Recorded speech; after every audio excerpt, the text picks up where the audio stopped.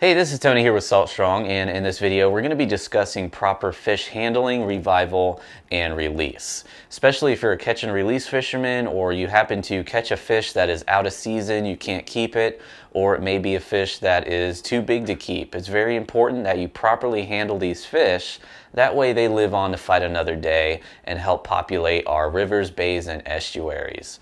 So first off, one of the biggest things you have to understand about fish handling is just understanding a fish's natural body position in the water. And that is a horizontal position. This is because the water acts as a support system for the fish's body. It helps support that fish's weight. If you've ever gone diving or down deep in the water, you'll notice a lot of pressure pushing against your head and your ears and your nose and all that. And that is because water is pushing from every direction. And that's what supports the body and the weight of the fish. When you take a fish out of the water, now you have gravity working against that fish, and that's not what their body's made for. So it's very important to make sure when you do lift a fish up out of the water, you hold their body horizontally and you help support the weight of that fish, because again, when they're out of the water, they don't have anything to naturally support their weight like we do on dry land. Now, one thing you want to make sure you do not do is hang a fish vertically or straight up and down, whether it be by the head or by the tail, because when you hang a fish vertically, again, that's not their normal body position, and when they're out of the water, they have nothing supporting their weight, and also they have nothing supporting their organs inside their body. So when you hang a fish vertically, what happens is their organs inside can shift around, and that can cause internal damage. And you might see the fish swim away fine, but later on, that fish might die from any injuries sustained internally from hanging that fish vertically. Also, if you hang a fish from its mouth or jaw, you could do damage to their jaw, which can in turn lead to issues with feeding and then the fish dying because it can't eat properly.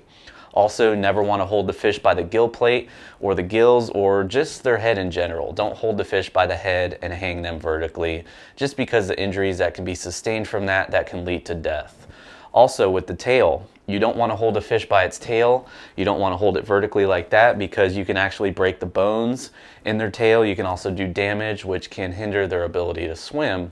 So again, that will lead over time to death because they can't swim properly, and they can possibly be easy prey for a larger fish or anything like that. So definitely make sure when you lift the fish out of the water, you're supporting the weight of that fish and holding it horizontally. Now, another tip for fish handling is have some way to secure that fish so that if it does happen to flop around while you're holding it, you don't accidentally drop that fish on the deck of the boat or the side of the boat or anything like that, because again, that can do some serious damage to the fish and cause death over time. So what I like to do is I have a pair of plastic fish grips. I prefer the plastic ones because it won't put a hole in the mouth of a fish like the thin metal Boga grips or anything like that will do.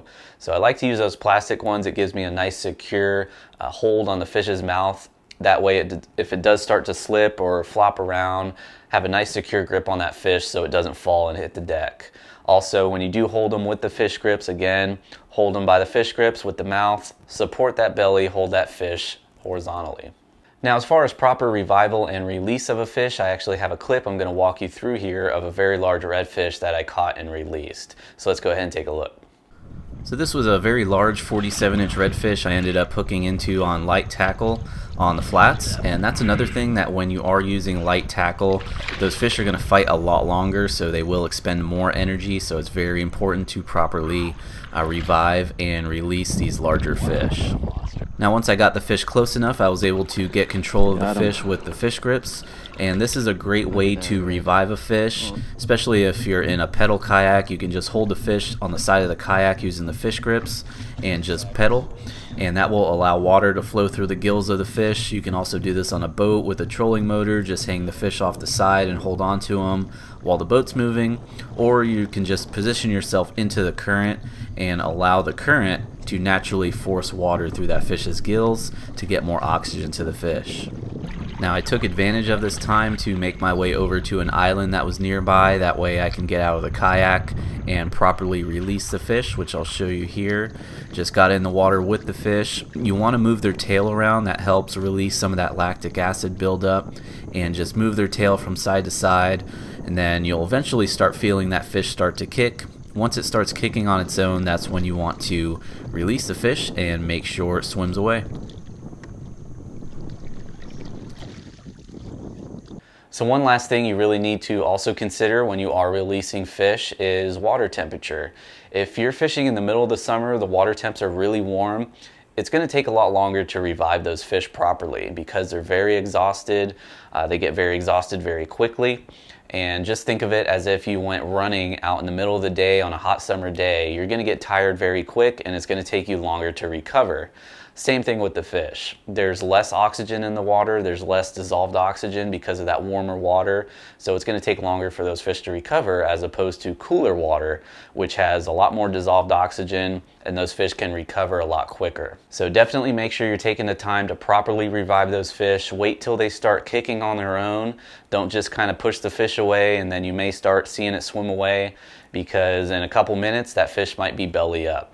So definitely keep an eye on the fish when you do release it. Wait a couple minutes, kind of look out in the direction that it went, make sure it didn't go belly up. So that will wrap up this video on some tips for proper fish handling, revival, and release.